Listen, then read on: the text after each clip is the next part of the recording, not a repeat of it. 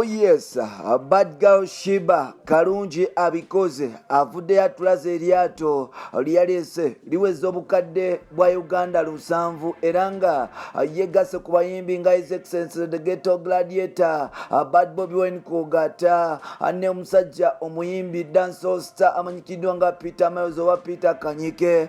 Mpola mpola twogera ku Samari Karungi, Shiba Karungi, Queen Kama, Aswaga Mama abikoze byonna. Ngenda kulaga eryato yalirese dikye ligenda okukola n'ebisigadde ogwe 10 tusobola okuba tutambula mpola mpola.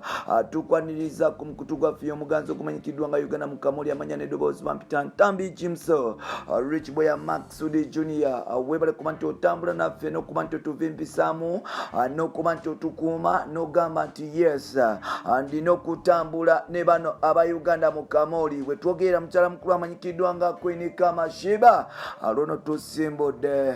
Nkugambye nti we twogera mukyala mukulu amanyikiddwa nga Queen Kama One Bad Girl Shiba azemo n'abikola natera nga yakamala okuba nti atulaga ennyumba ey'ettabu n'okuba nti akola ebyafaayo eby'ettabu ng'omu ku bakyala baasola abava mu ghetto ze Kawempe basooka kubeera bakalyoki ne bayingira system mpolampola ne bakola bye bakola.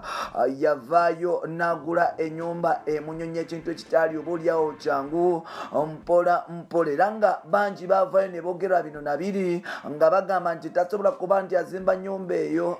Queen Kama n'abagamba nti ago gakyali mabaga. Jjukira waliwo ennyumba enjala gyazimba saidi z'ewakiso gyagenda okubeera nga apweramu ennyumba y'emunyonyi esigale nga office just mpola mpola. Byebimu ku Queen Kama byagenda mu maaso n'okuba nti akola. Bangi bayogera bingi nga bagamba Bushiba aweddeyo endongo talina biki naye ng'agenda mu maaso n'okuba nti obuli abaprovinga ensi nti Mukama gwayawa n'ennume ezaala. Lubadde olunaku lwaleero Mukama Katonda nga tanaba kuvaamu asigala ku ludda lwo.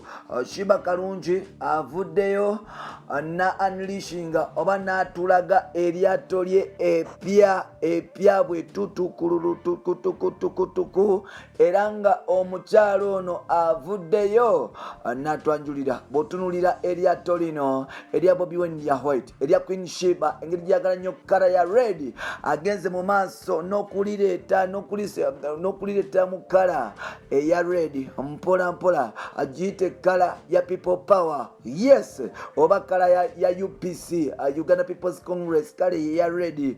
Bwe tugenda mu byobufuzi by'eggwanga eryato lino lya kala ya red naye nga te bw'otunuulira abatunuulizi abamanyi ebyamatengere gye bagendamuko kiteebereza okuba nti oba olyawo Queen Kama One Bad Girl Shiba eryato lino yaliguze ku bukadde bwa Uganda miliyoni 7 era nga paka sawa zino bannayuganda beebuuza Queen Kama Center zijja. Bwajjukira tubadde mu lockdown okumala mwaka mulamba nga bannayuganda oba olyawo tebakola musimbi, especially abayimbi nga tebakola musimbi tebanayo beekolerako naye ng'ate yes abantu abamu beewuunya abayimbi abamu bagenze mu maaso n'okukola ebintu eby'ettabu mu lockdown eno mpola mpola.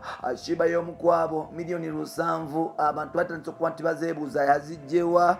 Shiba ajjawa ssente naye ng'ate Shiba avudde n'agamba nti livinga mu bulamu bw'oyagala mpola mpola nga yakaleeta eryato. Avudde n'agamba nti ng'oyagala okubeera motivated tambulira mu bulamu bw'oyagala, tobeera limited ku ebyo ebiroto byo, sigala ng'okola paka. Agambye nti buli lwendaba mu maaso ga maama wange, buli ntunula mu maaso ga maama wange neeraba mu nze, neeraba maama bye yali ayagala okunkolera n'ensalawo byetuuseeko, bye yankolera asobola okuba nti abinkolera, byatankolera nja asobola okuba nti mbikola mbyekolerera mbimukolerere nange mbyekolere n'abaana bange b'oba olyawo mu maaso baligenda mu maaso n'okuba nti bifuna.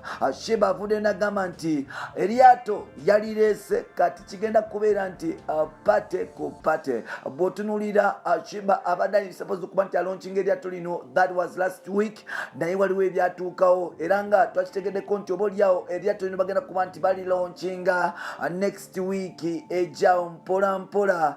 Kugenda kubeerako birthday party, kugenda kubeerako boat cruise, kugenda kubeerako wedding meetings ebisigaddewo nga gwe buli mukolo gw'oyagala ng'oyagala kubeere ku lyato osobola okuba nti okontaktinga Shiba n'abikukolera mpola mpola. Bizinesi eno nno y'amaato mu bayimbi batono nnyo abagirimu okuggyako Peter Mills Dancehall Star. Kugambye Peter Mills y'omu ku bayimbi abakyasize okubeera n'amaato mu Uganda era nga obaolyawo abasinga babadde beebuuza omusajja ono ajja wa ssente ezigula amaato. Queen Shiba yegasse mu liigi eno ey'abagagga. Bw'otunulira Shiba ebintu byalina motoka za tabu, alina Range Rover black, alina Kuluga eryawo eringa ya maruni nga red bwetyo mpola mpola.